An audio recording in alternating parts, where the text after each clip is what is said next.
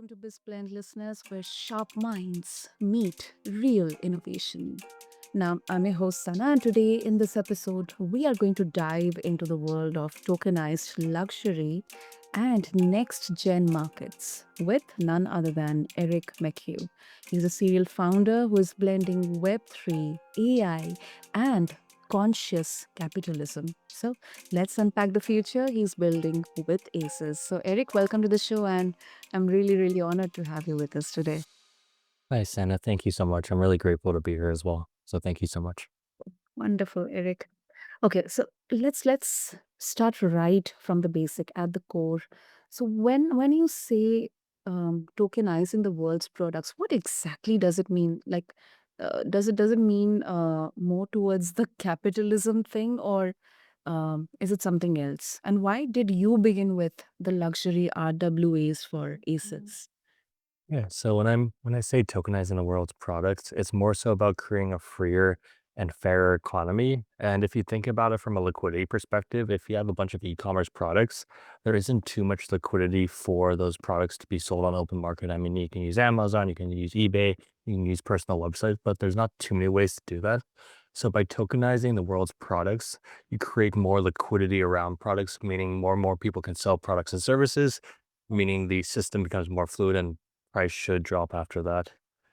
So think about tokenizing a product as creating a digital equivalent Mhm. in the digital world. So it's creating a one-to-one link between a product and a token. Oh, okay. Wow. Okay, that is interesting. That is bold.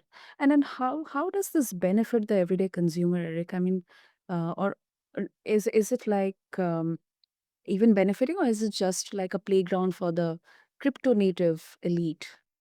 No, no, I would say it benefits everyone. And for Mhm. crypto and Web3 to be massively adopted, there are two things getting in the way of that, and that's the user interface. So to interact with a crypto product, it's rather difficult. And the second is incentive. Like there's no real reason for the average person to interact with the crypto space.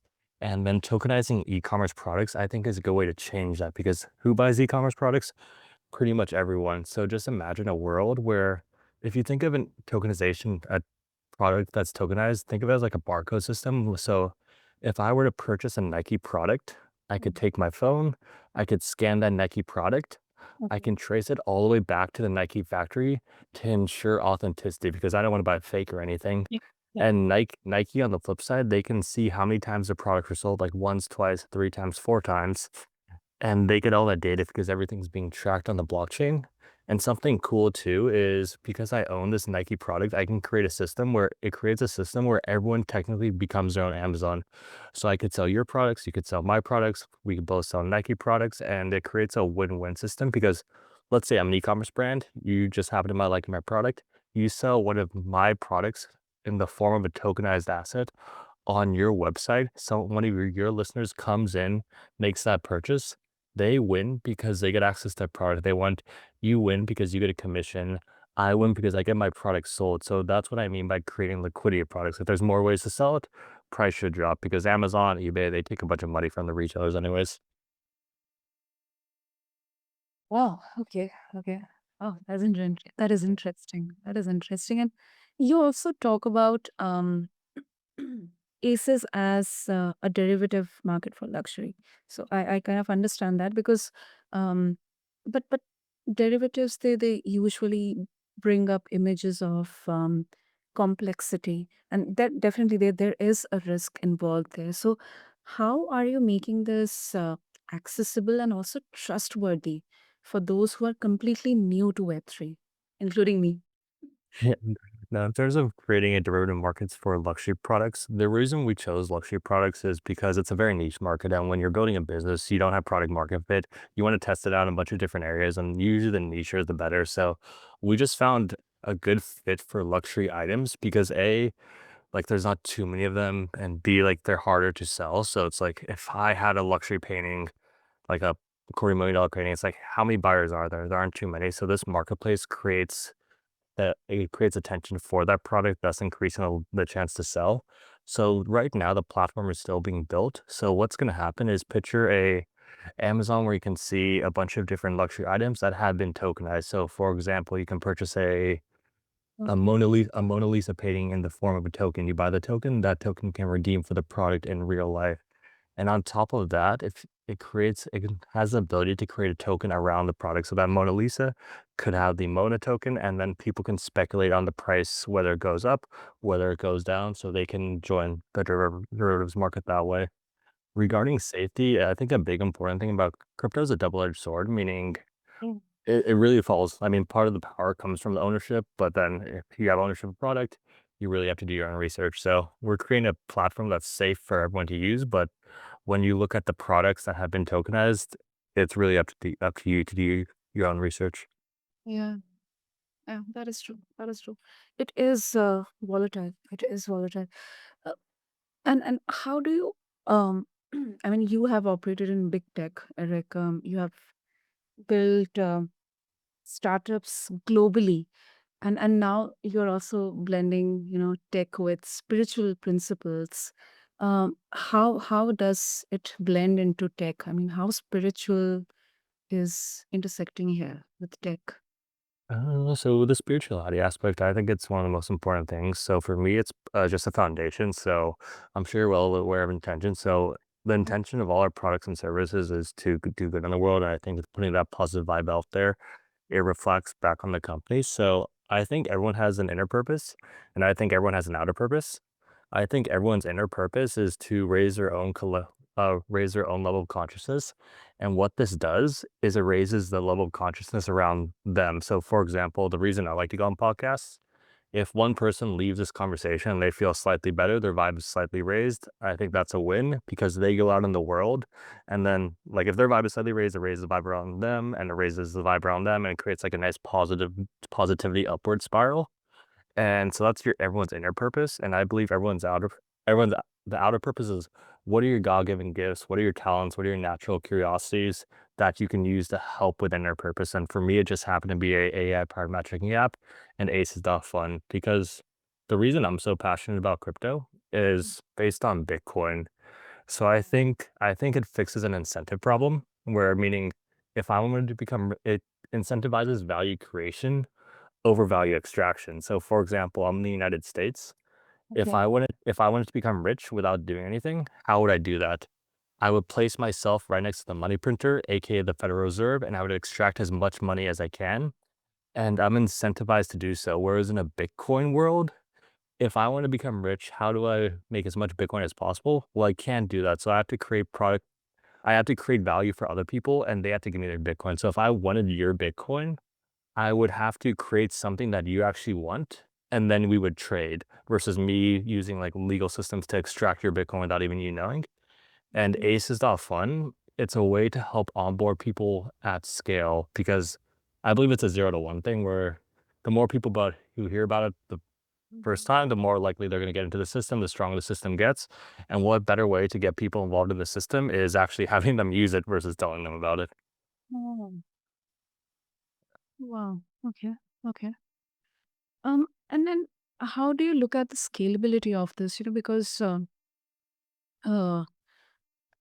I mean, are there any real world barriers, Eric, that you see to the mass adoption of all these tokenized RWAs? I mean, how does ACES plan to overcome if there are any real world barriers like I was Web3 and all? So a cool thing about the crypto space is I mentioned earlier that there are two main blockers for real world adoption of cryptocurrency. And the first is incentive. So meaning the average person doesn't have a real reason to enter the space, but ACES gives them a reason. So the incentive is taken care of. And the second is the user interface, meaning like I can't really send my mom to a crypto project just because I don't want her to interact with the crypto space because it's hard to use. Mhm. Where crypto and Web3, I think that solves itself because of composability, meaning that just basically stands for the compound interest of software. So meaning pretty much everyone copy and pastes each other's code. So once one big brand is able to solve the problem of creating a seamless user interface for their customers, other brands can do that, and then it just becomes better to use that way. And luckily, they have the resources to do so, and they are doing so. Like Nike isn't going to send its customers to a poor user flow. They'll spend the money, they'll spend the resources, they'll design it well, they'll make it simple to use, and everyone else can do that. So I think the problems are getting solve themselves, and that just comes with attention because it is a new space. Mm, that definitely makes sense. And a bit of a personal question, Eric. I mean, I can see that you are so clearly passionate about creating impact-driven platforms. Not only in crypto or derivatives, but in fact in other industries or areas as well. But how do you personally stay aligned with such a fast, evolving landscape? Sometimes it can be really harsh. What exactly anchors you? Oh, yeah, honestly, the answer is pretty interesting. So I think most people try to go fast, fast, fast. I like to, when I feel overwhelmed, I just like to take things slow because I found when you're taking things slow, you don't really miss anything. Whereas when you're fast, you miss a bunch of things. So yeah, no, I mean, a lot of times the best thing to do, and oftentimes the best thing to do, but the hardest thing to do is to slow down. So I'm just conscious of that. So yeah, things are going fast. Let's take a deep breath. Let's go on a walk. Let's do meditation. I find my mind clears and then I'm much more effective anyway. So it's a win-win. Mhm. Yeah, because there's so much of it's so kind of a slippery slope there. Many founders they burn out trying to keep up with speed and scale. So, Uh, I think that I think that burnout I don't really get burnout because I'm just following my natural curiosity of what I'm interested in. So a lot of times my day is I just kind of do what excites me most regarding the two companies. And because it excites me most is oftentimes what needs to be the best thing I could have done with my time. So if you're doing what excites you most, it's hard to get burnout. And I guess I can see how people get burnout, but I also just reframe it in my mind. Whereas like if something doesn't work, I just reframe it as a learning experience. And I view a learning experience as a win, and if I continuously win, that gives me more energy anyways. Plus, you have to take care of your physical and mental health. Like, if you're physically healthy, you're mentally healthy, you're spiritually healthy, burnout becomes much less of a factor anyways. that is true. That is true. But one thing which definitely I connected with is when you're really passionate about something, you can be physically tired, but obviously you have to need to take a break. But then you don't feel that, burnout. You don't feel that burnout. You are because you are internally aligned with something that you are creating. And yeah, that alignment is extremely important. But if you're not aligned with what you're creating, that's just draining you anyway. So that increases the chance of burnout. So oftentimes, if you're really burned out, maybe take a step back and see if what you're working on is something see if what you're working on is either a program desire or a natural desire. Mm. Great. And Eric, if our listeners would like to explore ACEs, how they can. Yeah, so the best way to do that is to check out our website, aces.fun, ACES.fun. So right now our platform is being built. So hopefully by the time you listen to this, you can actually see the platform itself. You can see what tokens have been tokenized or what products have been tokenized and actually get some skin in the game versus me telling you about it. Lovely, lovely. Wow, that is great. I'll definitely have the link mentioned in the show notes. And if they would also like to connect with you, Eric, how they can do that. I would check either my Instagram, ERICDMCHUGH, or my LinkedIn, because I do like meeting new people. And I view the name of the game as helping people. So if I can help you, just hit me up and I'm happy to do so. Wonderful. And listeners, that's a wrap on today's Biz Blend. Eric, thank you. Thank you so much for giving us a glimpse into a future, I guess, where value, technology, it's there, but definitely their consciousness also is intersecting here. So thank you so much. Thank you for your time. Listeners, if this episode sparked questions or curiosity within you, share your thoughts and keep the conversation going. Connect with Eric, explore about ACES. I'll have all the links in the show notes for you. But until next time, stay curious and stay bold. And this is BizBlend, and I'm your host, Sana, signing off. Thank you.